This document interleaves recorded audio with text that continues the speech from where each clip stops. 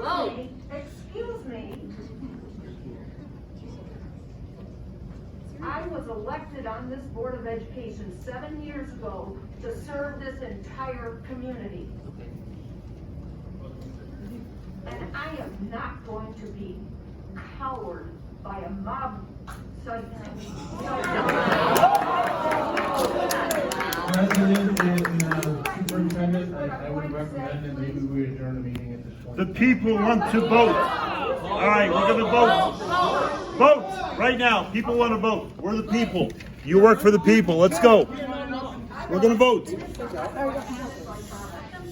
And I am not going to get into a debate over the legal significance of the court order, nor am I going to get into a debate over metrics or statistics. None of that is my responsibility. My responsibility is to represent the entire community, including the community members who have written to us regarding their concerns, including the entire community. And so I take great issue with your statement, Mr. Waters, that you're only representing the people that are here. Well, The community is here. So I would echo the request to call the vote, because I am ready to call the vote.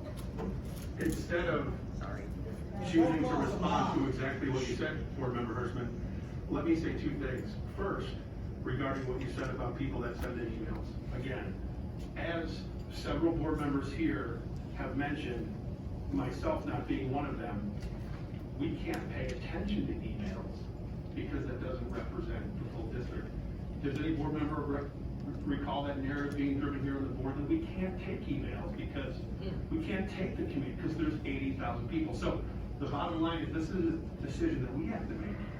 And Board Member Hirsman, I will ask you to abstain from voting because during the referendum, on 2 different occasions, you chose not to opine because you had no children in the district. So this evening, I ask you.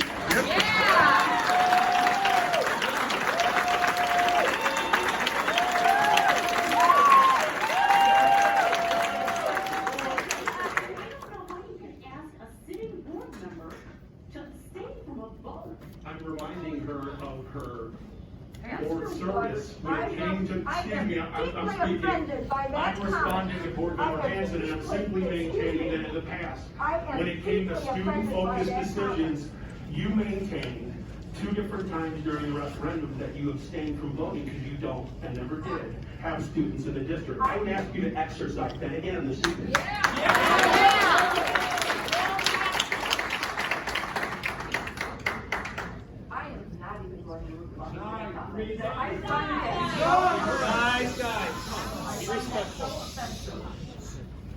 My family circumstances are no moment to my service on this board for the last 7 years.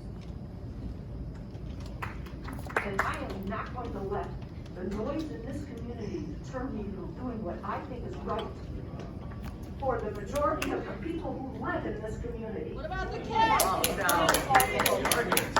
One more piece to add on the community and the majority of the community.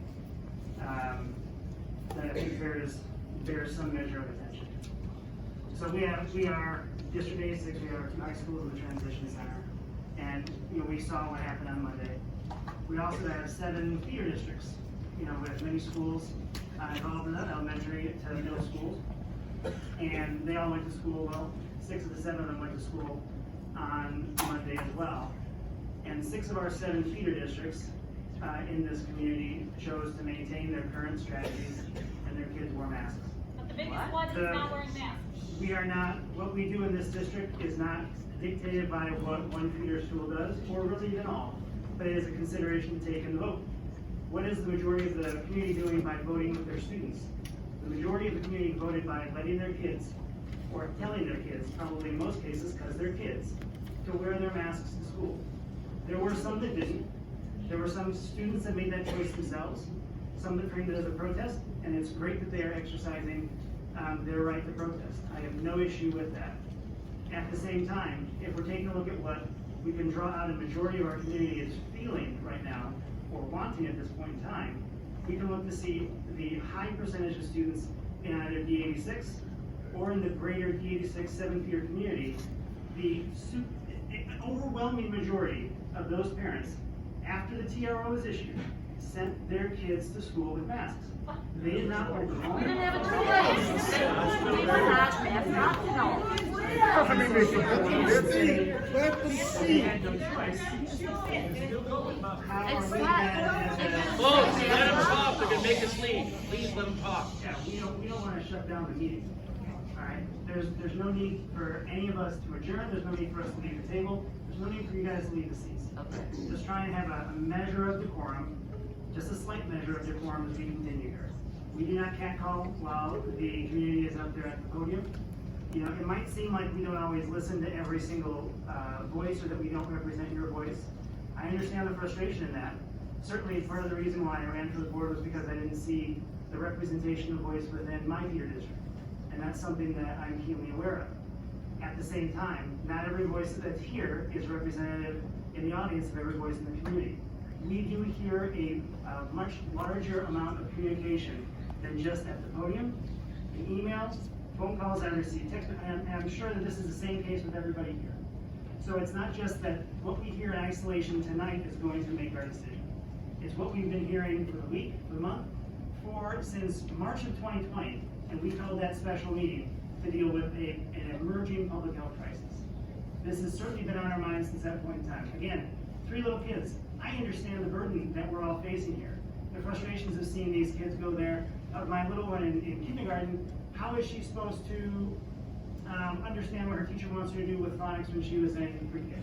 When she was in preschool. I feel the frustration that we have right now.